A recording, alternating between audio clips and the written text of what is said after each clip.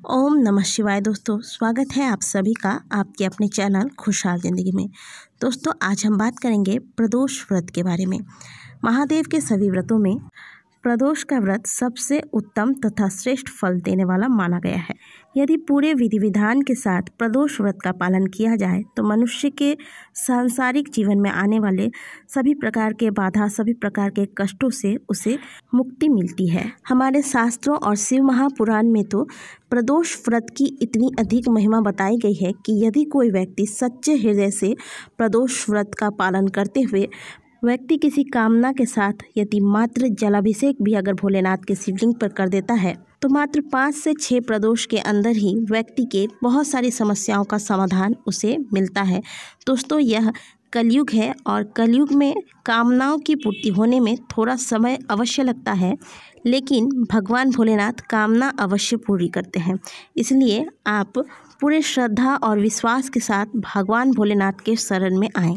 हो सकता है कि थोड़ा समय अवश्य लगेगा, लेकिन आप घबराएं नहीं और भोलेनाथ पर पूरा विश्वास रखें। भगवान भोलेनाथ का नाम भोलेनाथ अवश्य है, वह भोले हैं, लेकिन वह परीक्षा बहुत कठिन लेते हैं और वह कब अपने भक्तों पर किस गुण की वजह से किस बात पर रीझ जाए इसका भी कुछ कह नहीं सकते।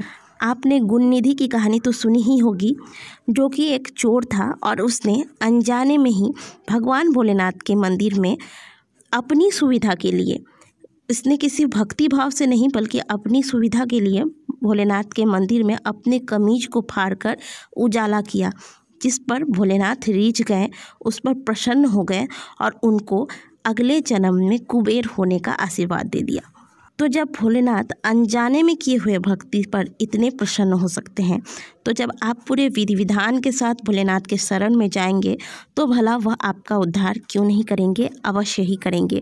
बस आप पूरे समर्पण, पूरे श्रद्धा भाव से, पूरे निष्काम भाव से भोलेनाथ के शरण में आ जाइए। प्रदोष के दिन इस चमत्कारी पूजा विधि को अगर आप अपनाते हैं तो अवश्य निश्चित तौर पर आपको अपने जीवन में चमत्कारी परिणाम देखने को मिलते हैं। तो आपको करना क्या है, प्रदोष के दिन सुबह जल्दी उठें। उठने के बाद आप सबसे पहले भोलेनाथ का स्मरण करें। बिस्तर पर बैठे बैठे पहले भगवान भोलेनाथ का स्मरण करें, उन्हें प्रणाम करें। इसके बाद ही आप बिस्तर से नीचे उतरें। अपने दैनिक कार्यों को करने के बाद स्नान करें। स्नान के बाद पहले सूर्य देव को जल दें। इसके बाद आप प्रदोष व्रत का संकल्प लें। दिन भर आप व्रत रखें। आप चाहे तो फलाहार कर सकते हैं। इसके बाद आप दिन भर जो भी कार्य करें, जो भी कुछ करें, आप बस भोलेनाथ का स्मरण करते रहें।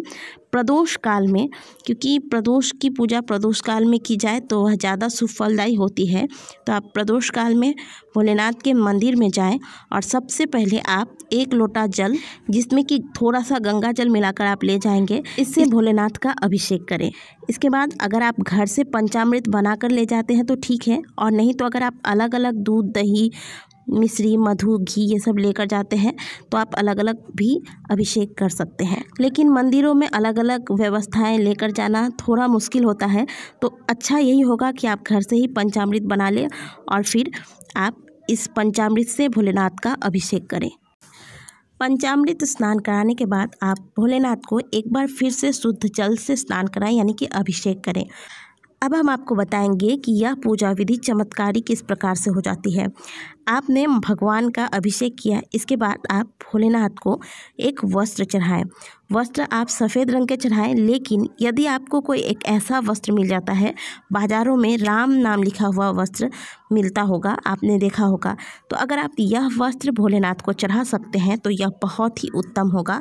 भगवान भोलेनाथ को राम नाम अत्यंत ही प्रिय है, तो राम नाम लिखा हुआ वस्त्र अगर आपको मिलता है तो भोलेनाथ को आप यह वस्त्र अवश्य चढ़ाएं। इसके बाद आपकी जो मनोकामना है वह कामना को मन में रखते हुए भोलेनाथ को जनेऊ चढ़ाएं। जनेऊ चढ़ाते वक्त आप इस बात का ध्यान रखें कि जनेऊ को आप रंगे नहीं। जो सफ़ेद वाला जनेऊ आता है, जो आप मार्केट से लाते हैं, वही जनेऊ आपको चढ़ाना है। इसके बाद आप भोलेनाथ को पुष्पों की माला चढ़ाएं। संभव हो तो यह माला आप खुद से बनाकर भगवान भोलेनाथ को चढ़ाएं, क्योंकि भगवान की सेवा जितनी आप खुद से कर सकें वह ज़्यादा अच्छा होता है। तो आप भगवान का भोग बनाएं या उनके लिए माला बनाएं, यह सब कोशिश करें कि यह सब आप अपने हाथों से ही संपन्न करें। और माला में आप भगवान भोलेनाथ के प्रिय पुष्प, जो भी पुष्प आपको मिल जाए, जैसे मदार के पुष्प भोलेनाथ को अत्यंत ही प्रिय है, तो आप मदार के पुष्पों का माला भोलेनाथ को चढ़ा सकते हैं। अब आप राम नाम लिखा हुआ बेलपत्र से भोलेनाथ का श्रृंगार करें। जितनी भी संख्या में आपको बेलपत्र मिल जाए, आप बेलपत्र लें, उस पर आप राम नाम लिखें और इन बेल के पत्तों से आप भोलेनाथ का श्रृंगार करें। यदि आपको समी के पत्ते मिलते हैं तो आप समी के पत्तों से भी भोलेनाथ का श्रृंगार कर सकते हैं। इसके बाद आप सफ़ेद रंग के चंदन ले लें और चंदन से भोलेनाथ को त्रिपुंड लगाएं। समस्त प्रकार की मनोकामनाओं को पूर्ण करने के लिए आप भोलेनाथ को भस्म लगाना ना भूलें। आपको अगर भस्म प्राप्त होता है कहीं से तो आप भस्म भोलेनाथ को जरूर चढ़ाएं प्रदोष के दिन में। यदि आपको नहीं मिलती तो कोई बात नहीं, लेकिन अगर संभव हो तो आप भस्म चढ़ाना अवश्य शुरू कर दें भोलेनाथ को। आप देखेंगे कि आपके जीवन की बहुत सारी समस्याएं भोलेनाथ को भस्म चढ़ाने मात्र से ही समाप्त हो जाएंगी। अब आप भोलेनाथ को इत्र चढ़ाएं। इत्र आप रुई में थोड़ा से लेकर भोलेनाथ को चढ़ा दें या फिर 1-2 बूंद आप शिवलिंग पर यूं ही चढ़ा दें। अब आप भोलेनाथ को अपने श्रद्धानुसार भोग चढ़ाएं, एक घी का दिया लगाएं और भोलेनाथ के मंत्रों का जाप करें। संभव हो तो रुद्राक्ष की माला से जाप करें। अगर आपके पास माला नहीं है तो आप 5 से 10 मिनट तक ध्यान लगाकर उनके मंत्रों का जाप करें। अंत में आप कर्पूर या घी की बाती से भोलेनाथ की आरती करें। इसके बाद आप नंदी जी की पूजा करें और मंदिर में यदि और भी अन्य देवी देवताएं हैं तो उनकी भी पूजा करें। नंदी जी के सींग और खूर पर जल चढ़ाएं, बेलपत्र चढ़ाएं और उनसे भी अपनी कामना कहें, क्योंकि नंदी जी के माध्यम से ही कहा जाता है कि भोलेनाथ तक अपने भक्तों का संदेश जाता है।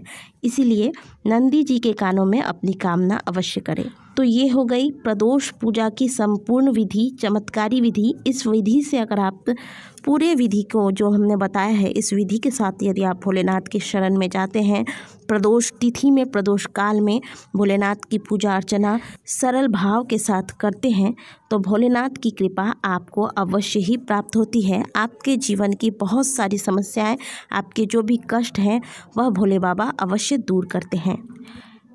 यदि दी गई जानकारी अच्छी लगी हो तो वीडियो को लाइक करें, कमेंट बॉक्स में ओम नमः शिवाय जरूर लिखें।